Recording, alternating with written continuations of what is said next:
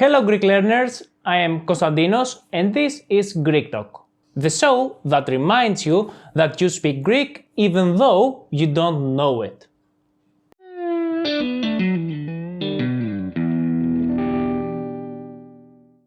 Any ideas what we are talking about today? Well, everything begins with an idea, doesn't it? From the moment we wake up until the last second before we fall deep into Morpheus' arms, we have a picture of something in our minds. It is such pictures that we call ideas. What?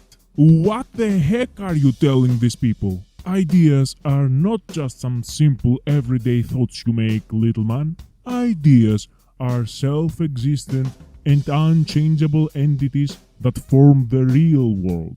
Not this one. Okay, Plato, calm down. I'm trying to make a point here. Okay? So please save your φιλοσοφική θεωρία for another time, will you?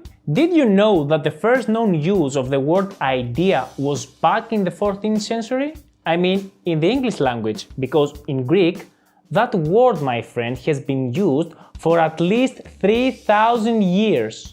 Modern Greeks still use the word ιδέα in their everyday lives in situations like «Δεν έχω ιδέα που γυρίζεις τελευταία». In situations like «Δεν έχω ιδέα», «Έχει μεγάλη ιδέα για τον εαυτό του», «Αυτή είναι η πιο τρελή ιδέα που έχω ακούσει». What I like most about this word is that it combines two different worlds. On the one hand, it relates to the world of perfection that is worth being imitated. Okay, Plato, are you satisfied now?